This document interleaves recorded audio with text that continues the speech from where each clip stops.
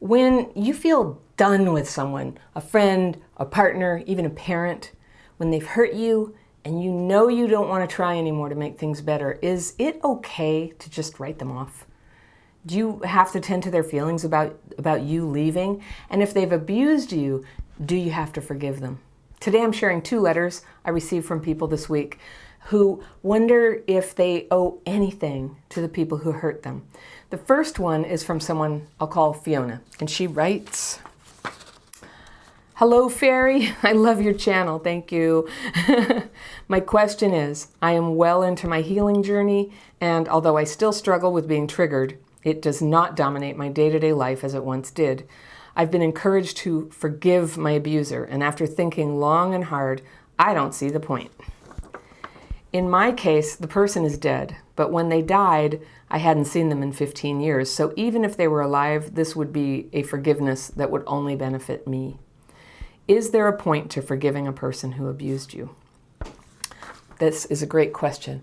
All right, there are a lot of schools of thought, a lot of spiritual teachers, books and things that really, really focus in on forgiveness. And I have experienced forgiveness. It's a beautiful, wonderful thing that comes to visit me sometimes. And I'm grateful for it when it happens. But you notice I call it something that happens, and it's never been something that I could force. I think that it's something that you can keep in mind as a direction that you want to go in when you're very resentful at people. But I'm going to give you an alternative vision of what you can do in lieu of rushing straight into forgiveness. And that is to get free of the fear and resentment that you're carrying. So you had somebody abuse you, and I've had that happen, and I have ended up with fear and resentment about it. The resentment is that somebody did that to me. The fear has to do with what that means about what my destiny is, fear that it robbed me of opportunities or relationships, fear that it damaged me. And so there's a lot of fear and resentment tied up with that. And it's not that it's wrong to have those feelings, and especially around the abuse itself. To be angry is appropriate. But when we say the word resentment, and I talk about resentment and fear all the time, I'm talking about something beyond the emotions of healthy anger and healthy fear about things, like a fear of snakes or something. That could be an ordinary fear. This is the kind of thing where it can kind of take over our mind and block us from being able to see what's going on, to perceive what's a good thing, what's a bad thing, and it can hold us trapped in a memory of the bad thing that happened. And there are actually physiological reasons why we get trapped. So I'm going to guess that you were encouraged to forgive your abuser because you struggle a lot with the fact that you were abused or with the memories. And you didn't tell me about any of that, but I'm just going to assume you're human, and that's what we humans do. We struggle with that. We struggle that this could happen, that anybody would have done such a thing. It's only natural to be angry of what was taken from you and what was done to you. So if somebody's saying you need to forgive, either they are not thinking of your best interest and they're trying to cover something up, which occasionally happens, but most of the time what they're saying to you in not so many words is, the way that you carry a lot of anger about this is kind of a drag to be with, and I think that you would be happier and easier to be around if you had less of that. We all have to ask ourselves, when people suggest these things, is it legitimate what they're saying? Now, first of all, I want to just carve out a space and say, you know what, you don't have to change to make anybody comfortable with you. You don't have to do that. But a lot of us here with complex PTSD, we are trying to have better relationships. We are trying to see things more clearly and understand, like, if I'm doing something that's kind of weird or pushing people away, I want to know what it is. But just tell it to me gently, right? Just tell it to me gently. So that's a way that somebody is telling you gently, I think your anger is too much. And I've been told that about things where I think they were wrong. I think they just had issues, and I didn't want to be around it. But most of the time, yeah, my anger got the better of me. There were years of my life that I was consumed, and I was. You know, what happened when I was very, very obsessed with the wrongs that had happened, and I was wronged, just like I'm sure you were. I was wronged. I was abused. I was attacked on the streets. I was denied opportunities. These things happened. And I had people say, hey, you need to forgive your mom for doing that. And the thing was, I'm not sure I ever really like didn't forgive my mom. If anything, if anything, I had trouble like really even seeing her as a person. I couldn't really even see straight. I internalized a lot of the shame that I felt about the way I'd grown up. I attacked myself a lot. I was sort of rude to everybody in general. I was really not very friendly towards my mom. I led with anger. And I think what people are driving at when they suggest forgiveness, which is one sort of paradigm for how you do this, what they're suggesting is that you stop being identified with this wrong that was done to you, that you stop having this like shroud of anger and growling around you about like, it was so unfair, it was so unfair. People want the best for you, usually, most people do, and that means for you to be free and for you to have emotional fluidity and to be able to enjoy life and to be able to be close to people and to not be reminded of bad things that happen by everything in the present that innocently happens in front of you, right? We want to participate. We want to be here now. So this obsession with the past, I don't mean to call you obsessed, but that's kind of what it is. That's what resentment is. It's like an obsession with the past and a difficulty being in the present. It's got to go. So instead of just saying, oh, I forgive them, I'm just sitting here with all this rage in myself, but I'm going to manufacture some idea that this other person is off the hook. Instead, I teach this thing called the daily practice, and it's a technique for writing fears and resentments on paper, asking for them to be removed, resting in meditation for 20 minutes, and then just seeing what you do. And I teach it and teach it. I do these free Zoom calls. You can come to my free Zoom calls if you sign up for the free class. I'll put the link to the free class below in the description section. It's there. It's under every video. I put it there. Look for it. The daily practice, free techniques. It's down there. I would love to have you in there. But yeah, you get a free course and you get invited to free calls. And I have them twice a month and you can come as many times as you want and you never have to buy anything. I have paid courses, but you can come free all you want. And I'll teach you how to start loosening up like WD-40 on all this like calcified old bad blood, bad feeling about what happened to you and what it means about you. You start getting it on paper, a lightheartedness starts to visit you a little more of the time. An open-mindedness starts to visit you. One of the things that's really changed for me, and I've noticed it in other people who do this, is they become less identified with the trauma that happened. It becomes less of their story, and their story begins to be about new things and about things they love and things they're really good at and, joy. Their story becomes about joyful things, and the trauma of the past starts to recede into the past. And we can remember it, we acknowledge it, it was there, but it no longer dictates what our lives can be about. When you have less fear and resentment, this phenomenon, an emotional, spiritual phenomenon, all of a sudden arrives in your heart one day and you realize it's there and you go, you know what, I just don't have any more animosity towards that person. It's not charged for me. Sometimes you have some insight about how they ended up that way. It becomes less personal when you have that insight. And in no way are you condoning what they did or saying it's okay, but it's just that you no longer have this big emotional charge. And just in the way that we can see how our trauma causes us to behave in harsh ways sometimes or dysfunctional ways, we can see it in other people. But I'm telling you, Fiona, if you've been abused, you don't have to forgive that person. You can hold that as wrong in your heart all your life. So all I'm suggesting to you is to get free of the fear and resentment to the extent that you can, so that you have emotional flexibility to start experiencing your life in all the colors, all the experiences, no longer identified with that trauma as who you are. That's not who you are anymore. In a lot of spiritual traditions, there's a powerful emphasis on forgiveness, right? It's foundational to Christianity, for example. And it's a totally wonderful, healing, good thing to aim at. But how we get there can be unique for your personality. The important thing is to get free of the fear and resentment that holds you down. Fear and resentment makes you sick. Fear and resentment is going to throw you into chronic pain, autoimmune diseases.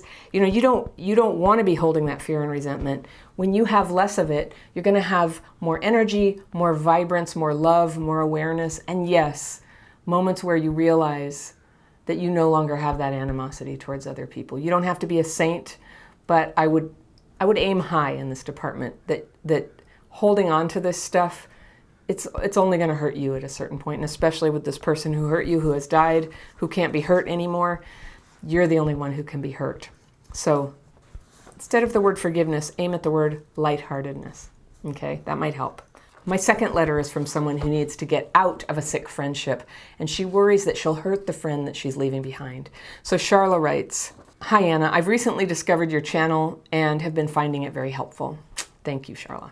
"Unfortunately, I've come to a point where I need to end a long friendship with someone with CPTSD after realizing she tends to punish me or starts to fight me for enforcing boundaries with her." I'm seeing this is like, you can see why I put these letters together. Boundaries cause fights.